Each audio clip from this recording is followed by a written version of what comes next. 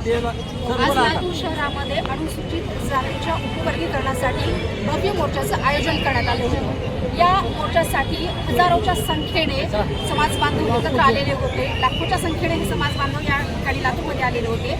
या मोर्चाचे जे आयोजक आहेत ते आता आपल्या सोबत आहेत, आपण त्यांच्याकडून जाणून घेऊयात या मोर्चाचा नेमका उद्देश काय होता आणि पुढची याची रूपरेषा काय असणार आहे।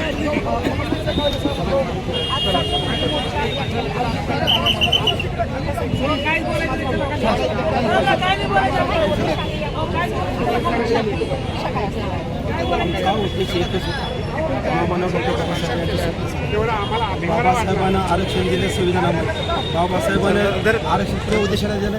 जे वंचित शोषित समाज आहे त्या घटकाला आरक्षणाचा लाभ भेटला पाहिजे।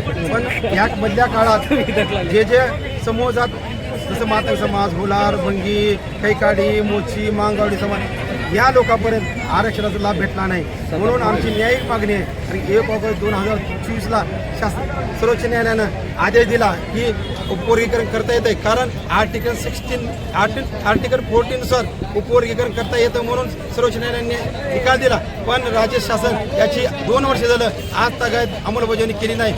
आता 2 वर्षात कर्नाटक झालं, पंजाब झालं, हरियाणा झालं, तेलंगणा झालं, आंध्र प्रदेश झालं, तामिळनाडू झालं, ह्या अनेक राज्यात उपवर्गीकरण झालं, पण आज तगायत महाराष्ट्र का लागू करत नाही। त्याच्या निषेधात आम्ही आज रस्त्यावर उतरलो। कमीत कमी 1 लाखापेक्षा जास्त आणि 2 लाखापर्यंत लोक रस्त्यावर उतरले होते। कारण का उतरले होते? कारण की पोतराजाच्या पोराला शिक्षण भेटलं पाहिजे चांगलं, झाडू बनवण्याच्या लेकराला शिक्षण भेटलं पाहिजे चांगलं, मजुराच्या पोराला शिक्षण भेटलं पाहिजे।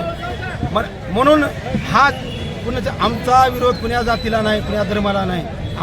आमचा फक्त आमच्या स्वतःला जो आरक्षणाचा लाभ आहे ते आमच्या जात समूहाला भेटला पाहिजे। जे आरक्षणाचा लाभामध्ये 2 गट पडले पाहिजे। जो समाज घटक जो समाज घटक या आरक्षणाला विरोध करत आहे तो आरक्षणाचा लाभ घेऊ शकतो, तर त्या समाजाने या आरक्षणाचा लाभ घेतला नाही असं आपल्याला वाटतं? बिलकुल असं नाही, कारण की आम्ही 1952 पर्यंत आमची जात गुन्हेगारी जमात होती। त्यानंतर आम्ही गुन्हेगार जमात असल्यामुळे आमच्यापर्यंत शिक्षणाचे दारे आमच्यापर्यंत आले नव्हते, कारण की आम्हाला 3 टाईम हाजरी देऊ लागत होतं अनेक वेळा, कारण की पोटाचा प्रश्न मिटला नव्हता। मॅडम, एक बाबासाहेबांनी सांगितलं शिका, संघटित व्हा, संघर्ष करा। आम्ही शिकलोय, आता संघटित झालोय, संघर्ष करू लागलोय कारण आरक्षणासाठी। आणि आमचे लेकरं शिकलेत आज तागत। तुम्ही बघा, तुम्ही कलेक्टरात 98% घेतले, 99% घेतले, 100% लेकरं घेतले, पर काही समूहामध्ये आमचे लेकरं टिकू शकत। आज मला सांगा, पॉईंटवर MBBSची नोकरी MBBSमध्ये लागत नाही, पॉईंटवर इंजिनिअरला लागत नाही, पॉईंटवर कलेक्टर होऊ शकत नाही। म्हणून आम्हाला आरक्षणाचा लाभ झाला पाहिजे, एवढं माझं म्हणणं आहे। आणि जर शासनानं 1 ऑगस्ट 2026 पर्यंत निर्णय नाही घेतला तर जसं लातूरमध्ये 2 लाखाजवळ लोकसंख्या होती, कमीत कमी मुंबईमध्ये आम्ही अख्खा महाराष्ट्रामधून कमी 50 लाख लोक मुंबईला जाऊन मुंबई बंद करू याची दखल शासनाने घेऊ। कारण की ह्या लोकशाहीमध्ये डोक्यात काय ह्याला महत्त्व नाही, डोक्याला महत्त्व आहे। की तुम्ही बघितलं असेल ही डोके किती आहेत, कारण ह्याचं रूपांतर जर मतदानात झालं तर ही सरकार पडू बी शकते।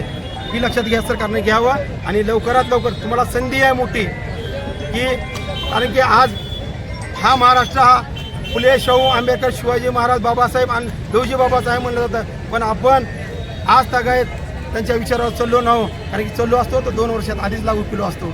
आताही आपल्याला मोठी संधी आहे, याचं रुद्ररूप आपण महाराष्ट्राने बघू नये आणि ह्याचे परिणाम आपल्या सरकारवर होऊ नये असं आम्हाला वाटतं। लवकरात लवकर आपण अंमलबजावणी करावं आणि वंचिताला, गरिबाला, झोपडपट्टीतल्या लेकराला न्याय द्यावा। तसं लेकरू कलेक्टर हो, IAS अधिकारी हो, इंजिनियर हो, डॉक्टर हो, आणि त्याचं पुण्य तुम्ही कमवा असं आम्हाला वाटतं। आणि जर पुण्य कमवायचं नसेल तर त्याचे परिणाम सुद्धा आपल्याला भोगावं लागते, ही मी तुमच्या मार्फत जाहीर करतो। नक्कीच या उपवर्गीकरणाची जी या समाज बांधवांची मागणी आहे ही देवेंद्र फडणवीस यांना केली जात आहे आणि जर ही मागणी पूर्ण झाली नाही तर मुंबई या ठिकाणी सुद्धा अत्यंत भव्य असा मोर्चा काढण्याचा मानस या ठिकाणी व्यक्त करण्यात आलेला आहे। मी अहिल्या कसपटे, मुलुक माझा, लातूर।